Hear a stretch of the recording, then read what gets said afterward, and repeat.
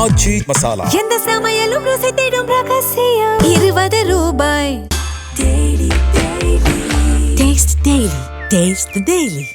இது Russia Ukraine Bora மாத்திரம் இருக்காது. கூடிய விரைவில் நாட்டோ படைகளுக்கும் ரஷ்ய படைகளுக்கும் போர் உருவாயிடும். அப்படி நாட்டோ படைகளுக்கும் ரஷ்ய படைகளுக்கும் போர் உருவாச்சுன்னா அது ஐரோப்பிய நாடுகளுக்கும் ரஷ்யாவுக்குமான போரா மாறிடும். இப்போ இந்த கடல்வழி பாதைகளில் முக்கியமான ஒரு கடல்வழி பாதையான ஸ்ட்ரெய்ட் ஆஃப் ஹார்முஸ், அதிக பெட்ரோல் டீசல் வர்ற பாதையில் இப்போ போர் நடக்கிறதுனால உலகத்தில் நம்ம எல்லாருமே கஷ்டப்படுறோம். இதே மாதிரி இன்னொரு கடல்வழி பாதை இருக்குது. அந்த இடத்துல கூடிய விரைவில் போர் வர்றதுக்கு வாய்ப்பு இருக்குன்னு இன்னை மாதிரி சில பேர் நம்புகிறோம். அது என்னன்னா ஸ்ட்ரெய்ட் ஆஃப் மலாக்கா. அப்போ அமெரிக்கா என்ன நினைக்குது, இந்த ஸ்ட்ரெய்ட் ஆஃப் மலாக்காவை நம்ம கண்ட்ரோல் பண்ணணும். இந்த ஸ்ட்ரெய்ட் ஆஃப் ஹார்முஸை கண்ட்ரோல் பண்ணால் பெட்ரோலை கண்ட்ரோல் பண்ணிடுறீங்க. ஸ்ட்ரெய்ட் ஆஃப் மலாக்காவை கண்ட்ரோல் பண்ணால் சைனாவை கண்ட்ரோல் பண்ணிடுவீங்க. சைனாவோட எல்லா உற்பத்தியும் கண்ட்ரோல் பண்ணிடுவீங்க. ஸோ ஸ்ட்ரெய்ட் ஆஃப் மலாக்காவில் அடுத்த பெரிய போர் நடக்கக்கூடிய வாய்ப்பு இருக்குன்னு நிறைய பேர் நம்புகிறாங்க. ஸ்ட்ரெய்ட் ஆஃப் மலாக்காவை விட்டு கரெக்டாக வெளியே தாண்டி வர்ற இடத்துல தான் நம்மளுடைய அந்தமான் அண்ட் நிக்கோபார் ஐலாண்ட் இருக்குது. அந்த இடத்துல நம்ம கப்பல் நேவல் போர்ட்டை கட்டுறோம். இது கூடிய விரைவில் வரும்ங்கிறீங்களா? இது வரும்னு இந்திய அரசாங்கம் நினைக்கிறதுனால தானே இத்தனை லட்ச ரூபா கோடி ரூபா செலவு பண்ணி அந்தமான் நிக்கோபார் ஐலாண்டில் பேஸ் கட்டுது. நீங்கள் அது மாத்திரம் இல்லை, இந்த சூழ்நிலையில் உலக நாடுகள் எல்லாமே, அதுவும் முக்கியமாக இஸ்ரேல் பிரதமர் மோடி ஐயா அவங்களுடைய மிசைல் தயாரிக்கக்கூடிய தொழில்நுட்பத்தை நம்மள்கிட்ட கொடுத்து நீங்கள் எனக்கு மிசைல் செஞ்சு கொடுங்கன்னு சொல்கிறது. அமெரிக்கா கிட்ட இருந்து அந்த மிசைலை வாங்கினா அதோட விலை 8 கோடி. இந்தியா கிட்ட இருந்து அதே மிசைலை வாங்குறான் 10 லட்சத்துக்கு. இந்தியா இந்த வட்டம் டிஃபென்ஸ் சப்ளையர் ஆகுது. தடவை உலகமே போர்ல இருக்கும் போது இந்தியா போர் ஆயுதங்கள், அதுவும் இந்த மாதிரி மிசைல்கள் ட்ரோன்களை செய்யக்கூடிய நாடா மாறுது அப்படின்னா பல லட்சக்கணக்கான பேருக்கு வேலை வாய்ப்பை நம்ம கொடுக்க போறோம். உலகம் ஃபுல்லா போர்ல இருக்கும் போது இந்திய பொருளாதாரம் வளரக்கூடிய வாய்ப்பு நிறைய இருக்கு. Next decade is going to be a decade of war. டெக்கேட்னா அடுத்த 10 வருடங்கள் கட்டாயமா போர் சார்ந்த வருடங்களா இருக்க போகுது. இந்த 10 வருடங்கள்ல அதோட எக்ஸ்ட்ரீம் எண்ட் என்னன்னா, ஒரு பக்கம் ஜிதேயோ கிறிஸ்டின்ஸ் ஒரு சைடும் முஸ்லிம்ஸ் ஒரு சைடுன்னு ஒரு சண்டை, இன்னொரு சைடு ரஷ்யா வர்சஸ் யூரோப்னு ஒரு சண்டை, இன்னொரு சைடு சைனா வர்சஸ் அமெரிக்கா அப்படின்னு அந்த ஒரு சண்டை. இது நடந்துட்டு இருக்கும் போது இந்தியா எந்த சண்டையிலையும் போகாம இருந்தா நல்லது. அது மாத்திரம் இல்லாம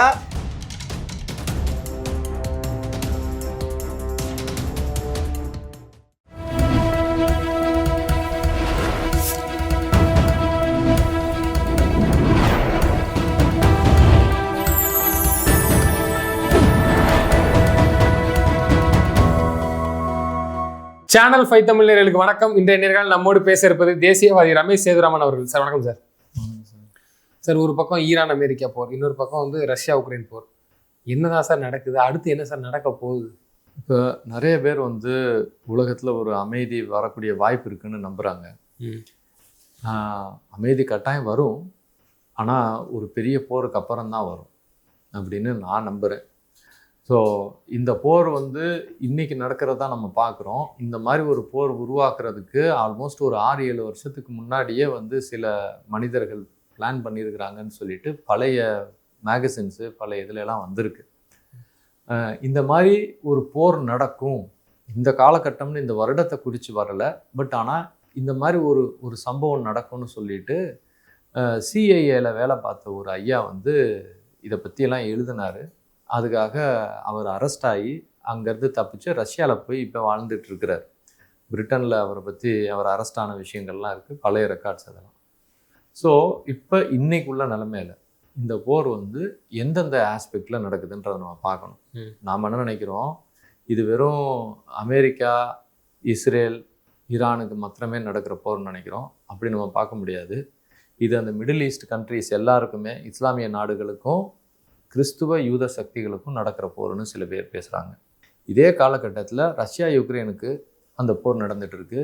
இது ரஷ்யா யுக்ரைன் போரா மாத்திரம் இருக்காது. கூடிய விரைவில் நாட்டோ படைகளுக்கும் ரஷ்ய படைகளுக்கும் போர் உருவாயிடும் அப்படின்னு சில பேர் பேசுகிறாங்க. அப்படி நாட்டோ படைகளுக்கும் ரஷ்ய படைகளுக்கும் போர் உருவாச்சுன்னா அது ஐரோப்பிய நாடுகளுக்கும் ரஷ்யாவுக்குமான போரா மாறிடும் அப்படின்னு சொல்லி சில பேர் நினைக்கிறாங்க. அதனால் ஐரோப்பிய நாடுகளுமே அதோடைய டிஃபென்ஸ் ஸ்பெண்டிங்கை ஆல்மோஸ்ட் 8% இருக்கிறத டிஃபென்ஸ் ஸ்பெண்டிங்கை இன்றைக்கி 20-25% இன்க்ரீஸ் பண்ணிடுச்சு. அதை வச்சே நம்ம வந்து தெரிஞ்சுக்கலாம் ஏதோ ஒரு போர் சூழ்நிலை இருக்க போகுதுன்னு. இல்லைன்னா இத்தனை லட்சம் கோடி ரூபாயை வந்து எதுக்கு அவசரமாக டிஃபென்ஸ் ஸ்பெண்டிங் பண்ணுறாங்க? டிஃபென்ஸ் ஸ்பெண்டிங்னா ஆயுத அஸ்திரங்கள் வாங்குறாங்க. வெட்டாத அருவாலை எதுக்குங்க வாங்க போகிறீங்க நீங்கள்? ஓகே, இப்போ ஒரு பொருளை வாங்குறீங்க, அதுவும் இத்தனை லட்சம் கோடி ரூபா போட்டு, Germany, France, Norway, Finland, Sweden இந்த மாதிரி எல்லா நாடுகளுமே 8% அதோடைய டிஃபென்ஸ் ஸ்பெண்டிங்காக இருந்ததை திடீர்னு 25% இன்க்ரீஸ் பண்ணியிருக்கிறான்னா அப்புறம் காரணம் இல்லாமையா இருக்கும். அதனால அவனுடைய படைகளையுமே வந்து நேராக போலாண்டு பக்கத்தில் கொண்டு போய் முந்தானேத்தோ நம்ம வந்து குமிச்சதாக நியூஸில் படித்தோம். அப்படின்னா ஏதோ ஒரு ஒரு ஒரு அசம்பாவிதம் நாட்டோ படைகளுக்கும் ரஷ்ய படைகளுக்கும் நடுவில் நடக்க வாய்ப்பு இருக்குன்னு அவங்களும் நம்பிட்டு இருக்காங்க. இந்த சம்பவம் நடந்துகிட்டு இருக்கிற அதே கால சூழ்நிலையில் இந்த சைடு சைனா, தைவான், ஜப்பான் இதுகளுக்கு நடுவில் ஒரு ரிஃப்ட் உருவாக ஆரம்பிச்சிருச்சு. சைனீஸ் கப்பல்கள் நிறையா வந்து தைவானை நோக்கி போகிறது, தைவான் சார்ந்த விஷயங்களில் சில பிரச்சனை வர்றது. ஜப்பான் இப்போ மிகப்பெரிய ஒரு ஆளுமையாக சக்தியாக வந்துட்டு இருக்கு. ஒரு மேடம் ஒருத்தர் ஜப்பானுடைய பிரதம மந்திரி ஒருத்தவங்க அடிக்கடி இந்தியா வர்றவங்களில் இப்போ இந்தியாவில் நிறைய முதலீடு பண்ணுறாங்க. அவங்க எக்கச்சக்கமான ஆயுதங்களை வாங்க ஆரம்பிச்சிருக்கிறாங்க. எதுக்கு திடீர்னு ஜப்பான் இவ்வளோ ஆயுதங்களையும் மிசைல்களையும் வாங்கணும்? அப்போ ஜப்பான் ஏதோ ஒரு வகையில் சைனாவை பார்த்து பயப்படுதுன்னு நம்ம நினைக்கலாம். ஸோ அந்த இடத்துல ஒரு சூழ்நிலை அது பேர் நார்த் கொரியாவுக்கும் சவுத் கொரியாவுக்கும் ஒரு பிரச்சனை. ஸோ இதெல்லாம் அந்த சைடு நடந்துகிட்டு இருக்கு. இது எல்லாத்தையும் ஒரே டயத்தில் நம்ம கவனித்து பார்த்தோம்னா இதில் ஒவ்வொரு விஷயத்துக்கும் ஒவ்வொரு நாடுகள் தன்னுடைய சுயநலத்துக்காக போராடிக்கிட்டு இருக்கு. அமெரிக்கா தன்னுடைய டாலரை உலகத்துடைய சர்வாதிகார கரன்சியாக வச்சிருக்கணும், ஹெஜிமோனா வச்சிருக்கணும்னு அது போராடிக்கிட்டு இருக்கு. இந்த சைடு இஸ்ரேல் என்ன பண்ணுது? அந்த ஏரியா ஃபுல்லாக முஸ்லீம் நாடுகளை தூக்கி சாப்பிட்டுட்டு தான் அந்த இடத்துல தாதாவாகணும்னு இஸ்ரேல் நினைக்குது. அப்படி இஸ்ரேல் அந்த இடத்துல தாதாவாகணும்னா சுற்றி இருக்கக்கூடிய ராஜ குடும்பங்கள் எல்லாத்தையும் கையில் வச்சுக்கிட்டு அந்த ஈரானை வந்து டோட்டலாக அழிக்கணும்னு நினைக்குது. ஈரானால் சப்போர்ட் பண்ணப்பட்ட அந்த ஹிஸ்புல்லா, ஹூத்தி, ஹமாஸு இந்த மாதிரி குட்டி குட்டி அமைப்புகளை டோட்டலாக அழிச்சிட்டு அந்த ஏரியாவில் வந்து அதுதான் தன்னுடைய வல்லாதிக்கத்தை உருவாக்கணும்னு இஸ்ரேல் ஒரு பக்கம் நினச்சிக்கிட்டு இருக்கு. அவங்க ஒரு ஆதி காலத்தில் ஒரு கோயில் அங்கே இருந்தது, சாலமன் டெம்பிள்னு சொல்லி. அந்த டெம்பிள் ஆஃப் சாலமனை திரும்ப கட்டணும். அந்த இடத்துல ஒரு மசூதி இப்போதைக்கு இருக்குது. அந்த டெம்பிள் ஆஃப் சாலமன் இருந்த இடத்துல அந்த அல்லக்ஸா மசூதியை அவங்க அகற்றிட்டு அந்த இடத்துல வந்து டெம்பிள் ஆஃப் சாலமனை திரும்ப கட்டணும் அப்படின்னு சொல்லி அவங்க ஓப்பனாக அவங்களுடைய டெலிவிஷன்லேயே அவங்க ஆளுங்கள்லாம் பேசுகிறாங்க. ஸோ அவங்களுக்கு ஒரு நோக்கம் இருக்குது. ஸோ அமெரிக்காவுக்கு டாலரை பெருசாக்கணும், இவங்களுக்கு டெம்பிள் ஆஃப் சாலமனை கட்டிட்டு அந்த ஏரியா ஃபுல்லாக தன்னுடைய ஸ்ட்ரென்த்தை உருவாக்கணும்னு இஸ்ரேல் நினைக்குது. இதுக்கு நடுவில் ரஷ்யா வந்து அந்த நாட்டோ படைகள் எல்லாத்தையும் மீறி அது அதோடைய பலத்தை உருவாக்கணும்னு நினைக்குது. ரஷ்யாவை எப்படியாவது எதுக்கணும்னு நாட்டோ படைகள் ஒரு பக்கம் நினைக்குது. இந்த சம்பவம் நடந்துகிட்டு இருக்கிற டயத்தில் சைனா தன்னுடைய பலத்தை எப்படியாவது மேலே கொண்டு வரணும் அப்படின்னு அது நினைக்குது. உலகம் ஃபுல்லாக நான் தான் உற்பத்தி செய்கிறேன் பொருள்களை, ஆனால் நான் பெரிய நாடு கிடையாது. எந்த பொருளையுமே உற்பத்தி செய்யாத அமெரிக்கா டாலரை மாத்திரம் உற்பத்தி செஞ்சு எல்லாரையும் வாங்க வச்சுக்கிட்டு இருக்கு. ஸோ அமெரிக்காவா சைனாவான்னு பார்த்தா சைனா நான் தான் பெரிய ஆளுன்னு அது தன்னுடைய பலத்தை எப்படியாவது பெருசாக கொண்டு வரணும்னு நினைக்குது. அப்போ இந்த சைடு அந்த சைனீஸ் கடல் ஓர பகுதியில் சைனா என்ன நினைக்குது? உலகத்துடைய எல்லா வர்த்தக கப்பல் போக்குவரத்தையும் நான் தான் கண்ட்ரோல் பண்ணணும்னு சைனா நினைக்குது. அது இன்னைக்கு நேற்று சைனா அதை செய்யலை. ரொம்ப காலமாக பெல்ட் அண்ட் ரோடு இனிஷியேட்டிவ்னு சொல்லிட்டு அதை ஃபாலோ பண்ணிக்கிட்டு இருந்தது. இப்போ பார்த்தீங்கன்னா அந்த போர் வந்து ஸ்ட்ரெய்ட் ஆஃப் ஹார்மூஸ்னு ஒன்று நடக்குது பார்த்தீங்களா, அந்த கடல்வழி பாதை, அதுக்கு தான் இப்போ போர் நடக்குது. இந்த கடல்வழி பாதையில் அடித்தோடனே உலகம் ஃபுல்லாக பொருளாதாரம் அப்படியே ஸ்தம்பிக்குது. இப்போ நம்ம டாக்டர் சொல்கிறார்ல, ரத்த ஓட்டம் நின்று போயிடுச்சுன்னா அந்த இடத்துல ஹார்ட் அட்டாக் வந்துடுதுன்னு. அதனால உலகத்துடைய ரத்த ஓட்டம் தான் இந்த கடல்வழி பாதைகள். இந்த கப்பல் போகுது பாருங்க, அந்த கடல்வழி கப்பல் போக்குவரத்து, அதில் எங்கேயாவது அடி வாங்குச்சு அப்படின்னு சொன்னோம்னா உலக பொருளாதாரமே ஹார்ட் அட்டாக் வந்த மாதிரி அப்படியே நின்றும். இப்போ இந்த கடல்வழி பாதைகளில் முக்கியமான ஒரு கடல்வழி பாதையான ஸ்ட்ரெய்ட் ஆஃப் ஹார்மூஸ், அதிக பெட்ரோல் டீசல் வர்ற பாதையில் இப்போ போர் நடக்கிறதுனால உலகத்தில் நம்ம எல்லாருமே கஷ்டப்படுறோம். இதே மாதிரி இன்னொரு கடல்வழி பாதை இருக்குது, அந்த இடத்துல கூடிய விரைவில் போர் வர்றதுக்கு வாய்ப்பு இருக்குன்னு இன்னை மாதிரி சில பேர் நம்புகிறோம். அது என்னன்னா ஸ்ட்ரெய்ட் ஆஃப் மலாக்கா. இந்த ஸ்ட்ரெய்ட் ஆஃப் மலாக்கா அப்படின்றது எங்கே இருக்குது அப்படின்னு சொன்னால் அந்த மலேசியா, அந்த இந்தோனேஷியாலாம் இருக்குது பாருங்க, அதை தாண்டி அப்படியே நேராக போனீங்கன்னா அந்த தைவான் அதெல்லாம் தாண்டி நேராக சைனாவுக்கு போகும். ஸோ சைனாவில் தயாராகிற எல்லா கப்பல் எல்லா பொருள்களுமே இந்த ஸ்ட்ரெய்ட் ஆஃப் மலாக்காவை தாண்டி இந்த சைடு வந்தால் தான் ஐரோப்பியாவுக்கோ இந்தியாவுக்கோ அமெரிக்காவுக்கோ எங்கே போனாலும் போக முடியும். அப்போ அமெரிக்கா என்ன நினைக்குது? இந்த ஸ்ட்ரெய்ட் ஆஃப் மலாக்காவை நம்ம கண்ட்ரோல் பண்ணணும். இந்த ஸ்ட்ரெய்ட் ஆஃப் ஹார்மூஸை கண்ட்ரோல் பண்ணால் பெட்ரோலை கண்ட்ரோல் பண்ணிடுறீங்க. ஸ்ட்ரெய்ட் ஆஃப் மலாக்காவை கண்ட்ரோல் பண்ணால் சைனாவை கண்ட்ரோல் பண்ணிடுவீங்க, சைனாவோட எல்லா உற்பத்தியும் கண்ட்ரோல் பண்ணிடுவீங்க. ஸோ ஸ்ட்ரெயிட் ஆஃப் மலாக்கால அடுத்த பெரிய போர் நடக்கக்கூடிய வாய்ப்பு இருக்குன்னு நிறைய பேர் நம்புறாங்க. அது இந்தியாவும் நம்புது. அதனால தான் அவசரமா அந்த ஸ்ட்ரெயிட் ஆஃப் மலாக்காவை விட்டு கரெக்டாக வெளியே தாண்டி வர்ற இடத்துல தான் நம்மளுடைய அந்தமான் நிக்கோபர் ஐலாண்ட் இருக்கு. அவசரமா பிரதமர் பல லட்சம் கோடி ரூபா செலவு பண்ணி அந்த இடத்துல நம்ம கப்பல் நேவல் போர்ட்டை கட்டுறோம். நேவல் போர்ட் இந்தியாவுக்கு எதுவுமே கிடையாது. இந்தியாவுக்குள்ள இருக்கிறது வேற. இந்தியாவை தாண்டி அந்த சைடு ஒரு ஐலாண்ட்ல இது வரைக்கும் நேவல் போர்ட்டே இந்தியா கிட்ட எதுவும் கிடையாது. ஆனா அமெரிக்கா அப்படி இல்லை. அமெரிக்காவோட நேவல் பேஸ் எல்லா இடத்துலையும் வச்சிருக்கான். இந்தியாவுக்கு பக்கத்துல அவனுடைய நேவல் பேஸ் இருக்குது.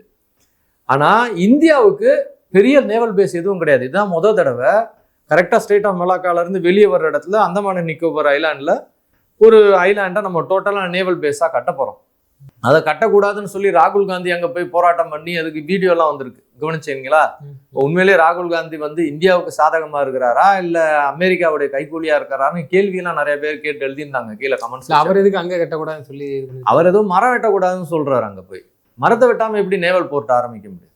கப்பல் நிற்கணும், ஏரோப்ளைன் இறங்கணும், மிசைல் சைலோஸ்லாம் கொண்டு போய் இங்கே வைக்கணும், அங்கே எத்தனையோ 1000 பேர் நம்மளுடைய சோல்ஜர்ஸ் தங்கணும், இவ்வளவும் இருக்கணும்ல. நாளைக்கு ஒரு போர் வந்தால் என்ன செய்யறது? அந்த ஏரியாவில் அந்த ஸ்ட்ரெயிட் ஆஃப் மலாக்கால கப்பல்கள் போக்குவரத்து நடக்க முடியாத மாதிரி சைனாக்காரனோ இல்லை அமெரிக்காக்காரனோ குண்டு போடுற மாதிரி கப்பலை கொண்டு நிப்பாட்டிட்டு மிசைல் அடிச்சிட்டு இருந்தான்னு வச்சுங்க, இந்தியாவோட எந்த கப்பலும் அதை தாண்டி போகாது.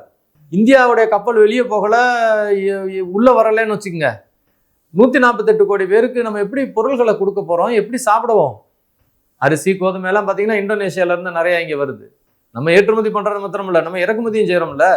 இப்போ இறக்குமதி செய்யற கப்பல் எல்லாம் நிப்பாட்டிவிட்டான்னா இப்போ எப்படி சோத்துக்கு கஷ்டப்பட்டுக்கிட்டு இருக்கான் ஈரான்காரன்? கப்பல் உள்ள போகாதனால தானே சோத்துக்கு கஷ்டப்படுறான்.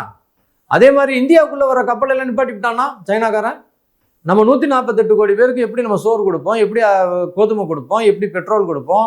எப்படி பிளாஸ்டிக் இருக்கும்? எப்படி துணி காட்டன் எப்படி கிடைக்கும்? கரண்ட் எப்படி கிடைக்கும்? நிலக்கரி எப்படி வரும்? அப்போ நம்ம கழுத்து பிடிச்சி நெரிச்ச மாதிரி ஆகி போயிடும் நம்ம ஸ்ட்ரெயிட் ஆஃப் மலாக்காவை கண்ட்ரோல் பண்ணலன்னா. அப்போ அந்த சைடு நம்ம கப்பல் போக்குவரத்தை தான் நான் முதலே சொன்னேன்ல, ரத்தம் ஓட்டம் நின்றுச்சுன்னா ஹார்ட் அட்டாக். கரெக்டா? கப்பல் ஓட்டம் நின்றுச்சுன்னா ஒரு நாட்டுடைய பொருளாதாரத்துக்கு ஹார்ட் அட்டாக். இது கூடிய விரைவில் வருங்கிறீங்களா? இது வரும்னு இந்திய அரசாங்கம் நினைக்கிறதுனால தானே இத்தனை லட்ச ரூபா கோடி ரூபா செலவு பண்ணி அந்தமான் நிக்கோபார் ஐலாண்ட்ல பேஸ் கட்டுது. நீங்க வருமா வராதான்னு என்ன கேட்கறதுக்கு பதிலா வரும்னு நம்புறனால தானே இங்க இத்தனை லட்சம் கோடி செலவு பண்ணுது. அப்படி அத்தனை லட்சம் கோடி செலவு பண்ணா அந்த இடத்துல நம்ம எப்படி நம்மளை தக்க வச்சுக்க முடியும்? அந்த இடத்துல உங்களுடைய மிசைல் பேஸ் நிக்கணும். மிசைல் பேஸ்னா உங்களுடைய மிசைல் அட்லீஸ்ட் ஒரு 5000-6000 மிசைல் நிக்கணும், உள்ள நிக்கணும். உங்களுடைய நீர்மூழ்கி கப்பல் நிக்கணும், உங்களுடைய ரேடார் இருக்கணும், உங்களுடைய ஏரோப்ளைன் இருக்கணும். அட் எனி கிவன் டைம் உங்களுடைய சோல்ஜர்ஸ் குறைந்தபட்சம் ஒரு 20,000 30,000 பேர் அங்க இருக்கணும். அப்ப எவனாச்சும் ஒருத்தன் நம்மளுடைய போற கப்பலை எதிர்த்து ஒரு குண்டை போடுறான்னா அதை ரேடார்ல பார்த்து அதை எதிர்வினை குண்டு பேட்ரியாட் மிசைல் அடிக்கணும் நம்ம. அதே மாதிரி எவன் போட வர்றானோ அவனை இருக்கிற இடத்த பார்த்து நம்ம குண்டை போடணும். அப்பனா இந்திய கப்பலா தொடாத, தொட்டா அடிச்சு விடுவான். இப்போ ரொம்ப சிம்பிளுங்க. உங்க ரோடு இருக்கு, அங்க ரோட்ல ஒரு ரவுடி பையன் இருக்கான். அந்த ரோட்ல நீங்க வரீங்க, அவன் வாட்டு குடிச்சிட்டு சப்புன்னு உங்களை இருக்கே பேக்கெட்ல என்னடா வச்சிருக்க குட்ரா அப்படின்னு பிடிங்கிட்டே இருந்தாச்சுங்க டெய்லி. இப்போ என்ன பண்ணுவீங்க? போலீஸ்காரன்ட்ட சொல்லுவீங்கல்ல. Correct sir. இப்போ என்னோட கேள்வி என்னன்னா, நம்மளை காத்துக்கிறதுக்காகவும் நம்மளை பார்த்து பயப்படுறதுக்காகவுமே நம்ம அந்த இடத்துல நம்ம இருக்கிறோங்கிறீங்க. ஆனா சைனாவை கண்ட்ரோல் பண்ணுங்கிறதுக்காண்டி அமெரிக்கா நீங்க சொன்ன மாதிரி ஸ்டேட் ஆஃப் அந்த ஏதோ ஒன்று சொன்னீங்களே, அங்க பிரச்சனை வருங்கிறீங்க. ஒருவேளை நாளைக்கு இந்தியா பொருளாதார ரீதியாக வளர்ந்து வர இதை பிடிக்காத அமெரிக்கா இந்தியாவை கண்ட்ரோல் பண்ணுங்கிற மாதிரி வந்துச்சுன்னா நம்ம என்ன பண்ணுவோம்? எது வேணாலும் எப்போ வேணாலும் நடக்கலாம். இன்னைக்கு இது யுனைடெட் நேஷன் அது இது உலகத்துல எந்த ஒரு நியாயம் தர்மம்லாம் கிடையாது. இப்போ ஒரே ஒண்ணுதான், வல்லான் வகுத்தது வாய்க்கால். பெரிய மிருகம் சின்ன மிருகத்தை திங்கும். உனக்கு பல்லு இல்லைன்னா வேற ஒரு மிருகம் உன்னை வேட்டையாடி திங்க போகுது. உனக்கு ஒண்ணு வேகமா ஓடுறதுக்கு கால் இருக்கணும், இல்ல ஏத்து சண்டை போடுறதுக்கு பல்லு இருக்கணும். இந்தியா ஒண்ணு ஓடுற நாடா ஏத்து சண்டை போடுற நாடா?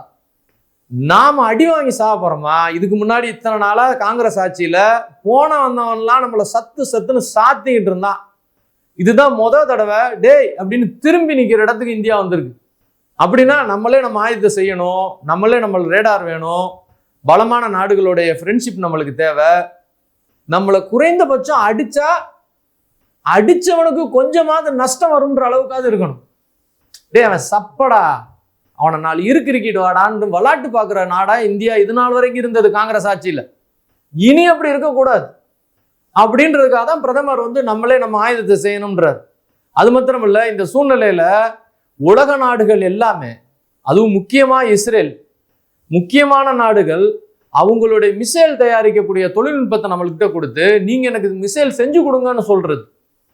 இதுவரைக்கும் இந்தியா வந்து சின்ன சின்ன 2 வீலர் அதே மாதிரி சின்ன சைஸ் கார் நம்பர் 1 மேனுஃபேக்சரரா உலகத்துல மாறிடுச்சு. இன்னைக்கு 2 வீலர் மேனுஃபேக்சரிங்ல நம்பர் 1 யாரு? எந்த நாடு? இந்தியா. சின்ன சைஸ் கார், இந்த சின்ன சைஸ் கார்னா அந்த மாருதி, இந்த குட்டி குட்டி வண்டி எல்லாம் இருக்குல்ல, இந்த குட்டி வண்டிகள்ல மேனுஃபேக்சர் பண்றதுல நம்பர் 1 நாடு அது இந்தியா.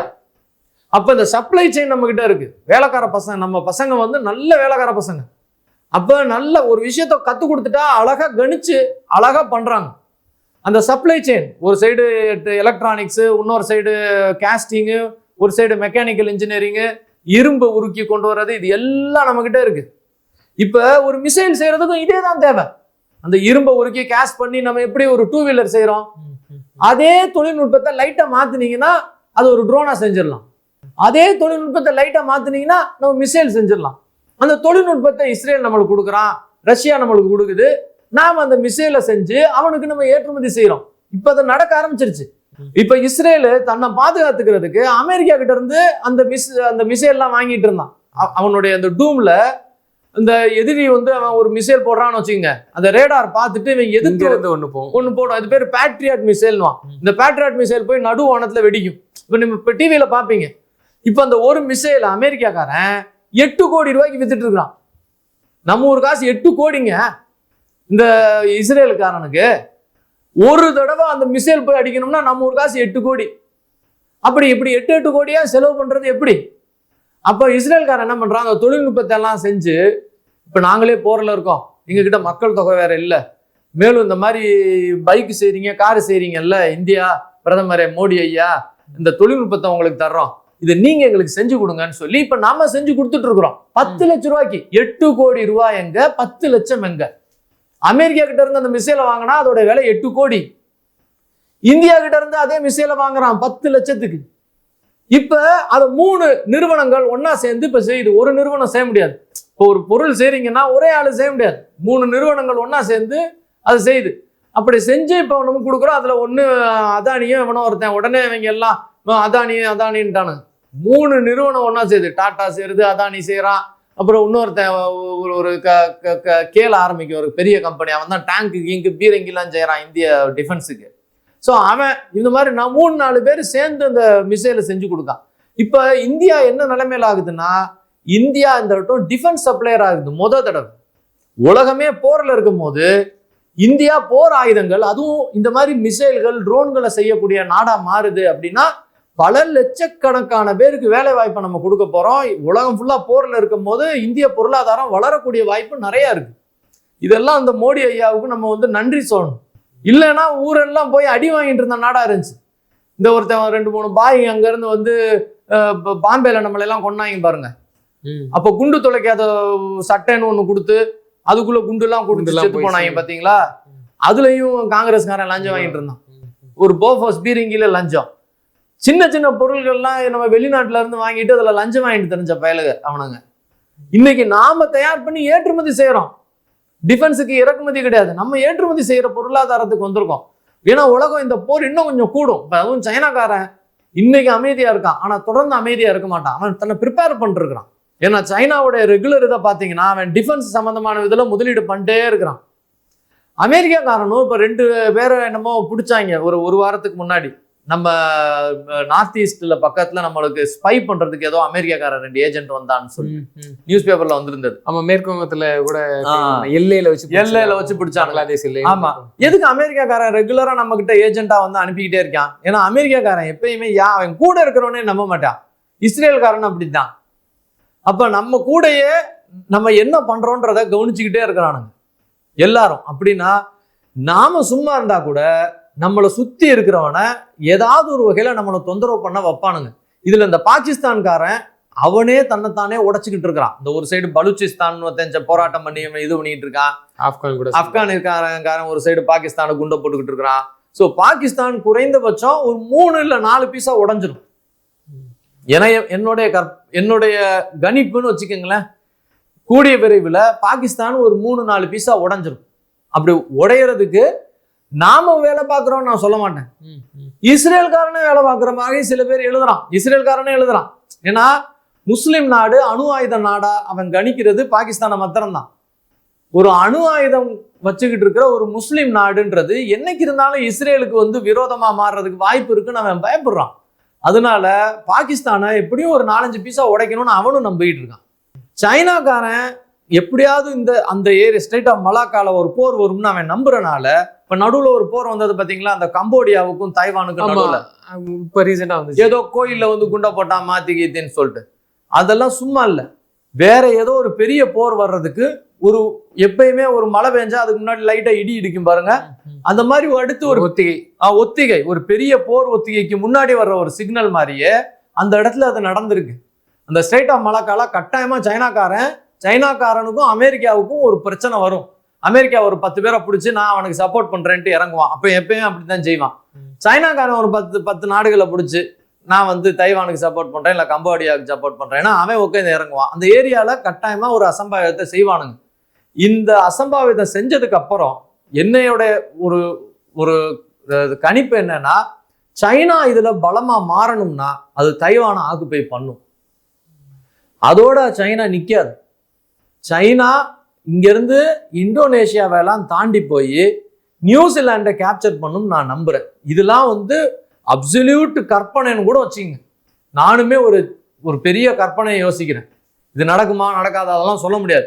கமெண்ட் செக்ஷன்ல 4 பேர் என்னை திட்டினா பரவாயில்ல, அதனால ஒன்றும் தப்பு இல்லை. ஏன்னா போன தடவை இந்த போர் திரும்ப சீரியஸா வரும்னு நம்ம பேசியிருந்தோம், நிறைய பேர் கமெண்ட் செக்ஷன்ல திட்டினாங்க. ஆனா அதே மாதிரி போர் பெருசா வந்துடுச்சு. இப்ப அதே மாதிரி ஒரு எக்ஸ்ட்ரீம் கற்பனைக்கு சொல்லணும்னு வச்சுக்கோங்களேன், இந்த போர் next decade is going to be a decade of war. டெக்கேட்னா அடுத்த 10 வருடங்கள் கட்டாயமா போர் சார்ந்த வருடங்களா இருக்க போகுது. இந்த 10 வருடங்கள்ல அதோட எக்ஸ்ட்ரீம் எண்ட் என்னன்னா, சைனா அமெரிக்காவுக்கு ஒரு சீரியஸான த்ரெட்டா மாறணும்னா சைனானால கட்டாயமா கடல்ல இந்த சைடு வர முடியாது, ஈஸ்ட் கோஸ்ட வர முடியாது. ஏன்னா இந்த சைடு நிறைய பூமி இருக்குது, இந்த சைடு இந்தோனேஷியாலாம் இருக்கு, அப்புறம் இந்தியா இருக்கு, ஆப்பிரிக்கா இருக்கு, அதை தாண்டி அமெரிக்காவுக்கு போக முடியாது. ஆனா அந்த பக்கம் பாருங்க, சைனா நியூசிலாந்துல இருந்து பாருங்களேன், ஃபுல்லா வெறும் கடல் தான் அமெரிக்கா வரைக்கும். ஸோ அமெரிக்காவை அட்டாக் பண்ணும்னு சைனா நினைச்சா அது அந்த பசிபிக் ஓஷன் சைடு தான் போக முடியும். ஏன்னா போன தடவை 2ஆம் உலக போர் நடக்கும் போதுமே ஜப்பான் அமெரிக்காவை அட்டாக் பண்ணும் போது போல் ஹார்பர் அந்த பசிபிக் ஓஷன் சைடு தான் போனாங்க, நம்ம பழைய ஹிஸ்டரி எடுத்து பார்த்தா. அப்ப இந்த வட்டமும் ஒருவேளை சைனா அமெரிக்காவை தாக்கணும், ஏதோ ஒரு வகையில மிசைலோ ஏதோ ஒன்று அடிக்குது, சைனாவும் ரஷ்யாவும் சேர்ந்து அமெரிக்காவுக்கு அகேன்ஸ்டா ஏதாவது ஒன்று பண்ணணும்னு நினைச்சா அவங்க பசிபிக் ஓஷன் சைடு தான் போக பார்ப்பாங்க. அப்படி பார்த்தாங்கன்னா அவங்களுக்கு ஒரு பேஸ் அந்த இடத்துல தேவை. அதுக்கு ஈஸியஸ்ட் பேஸ் நியூசிலாண்டா தான் இருக்கும். ஓகே, அப்ப அவங்க கட்டாயமா நியூசிலாண்டை பிடிப்பாங்கன்னு எதை வச்சு நான் சொல்றேன்னா, சைனாவை உள்ள சில பேர் நியூசிலாண்டை ஃபோக்கஸ் பண்ணி எழுதி இருக்கிறான். அது மாத்திரம் இல்லாம இப்ப சமீப காலங்களில் கடந்த 8 வருஷத்துல அதிகமான சைனீஸ் மக்கள் நியூசிலாந்துல குடியேறி இருக்கிறாங்க. காரணம் இல்லாம அந்த நியூசிலாண்டை ஃபோக்கஸ் பண்ணி அத்தனை பேர் குடியேற மாட்டாங்க. ஸோ நியூசிலாண்டுக்காரங்களும் அறிவு கட்டத்தனமா ஒரே சைனால இருந்து இத்தனை பேரை கடந்த 8 வருஷத்துல அவங்களுக்கு சிட்டிசன்ஷிப் கொடுத்து உள்ள இறக்கி இருக்கிறாங்க. இது என்னைக்கு இருந்தாலும் நியூசிலாண்டுக்கு ஆபத்து. ஸோ குறைந்தபட்சம் கொஞ்ச நாள் கழிச்சு இந்த போர் அந்த ஆங்கிள் மாறும்.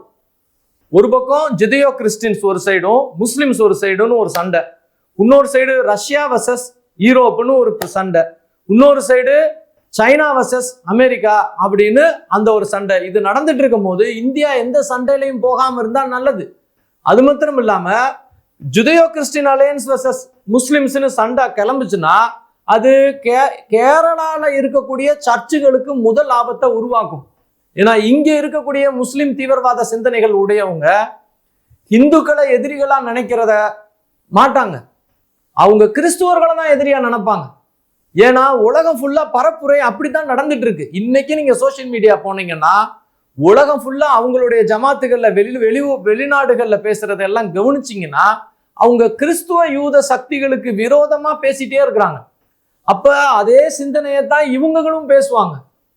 அப்ப நம்ம இந்த சம்பவங்கள் இந்தியாவுக்குள்ள வர்றதுக்கு வாய்ப்பு இருக்கா, இந்த அன்ரெஸ்ட் இந்தியாவுக்குள்ள வர வாய்ப்பு இருக்கான்னா நாம நம்ம நாட்டுல வாழ்ற கிறிஸ்துவர்களை ப்ரொடெக்ட் பண்ண வேண்டிய பொறுப்பும் கடமையும் இந்திய அரசாங்கத்துக்கு இருக்கு. இந்த போர் பெருசா வந்தால் கிறிஸ்துவர்களை இஸ்லாமிய தீவிரவாதிகள் கிட்ட இருந்து ப்ரொடெக்ட் பண்ணணும். எப்படி ஸ்ரீலங்கா சர்ச்சில் இஸ்லாமிய தீவிரவாதிகள் வெடி வச்சு பல பல அப்பாவி மக்களை கொன்னாங்களோ, எப்படி ஐரோப்பியால கிறிஸ்துமஸ் பண்டிகையில ஈஸ்டர் பண்டிகையில தீவிரவாதிகள் கிறிஸ்துவர்களை ஃபோக்கஸ் பண்ணி கொன்னாங்களோ, அந்த சம்பவம் கேரளால நடக்கக்கூடிய வாய்ப்பு இருக்குன்னு சில பேர் எழுதுறாங்க. எழுதுறதான் நான் சொல்றேன், இதெல்லாம் என்னுடைய கற்பனை கிடையாது. அப்ப இதெல்லாம் இங்க வரலாம். இந்த சூழ்நிலையில இந்தியா தன்னைத்தானே போர்ல எதுலையும் ஈடுபடாம, இந்தியா உலகத்துக்கு சின்ன ஆயுதங்கள் தயார் பண்ணி கொடுக்குற நாடா மாறுச்சுன்னா, இந்த சூழ்நிலை உலகமே பொருளாதாரத்துல சரியும் போது நாம பொருளாதாரத்துல முன்னேறக்கூடிய வாய்ப்பு இருக்கு. இதோடைய பாசிட்டிவ் நம்ம கிட்ட இருக்குன்றத நம்ம மறந்துடக்கூடாது. உலகம் பிரச்சனைக்குள்ள போகும், இந்தியாவும் பிரச்சனைக்குள்ள போகும். ஆனா இந்த பிரச்சனைய நம்ம ஸ்ட்ரென்த்தா மாத்திக்க இந்த பிரதமர் நம்மளுக்கு வழிகாட்டுற மாதிரி நம்மளுக்கு தோணும். நிச்சயமா சார். தொடர்ந்து தங்கள் கருத்துக்களை பகிர்ந்தமைக்கு நன்றி சார்.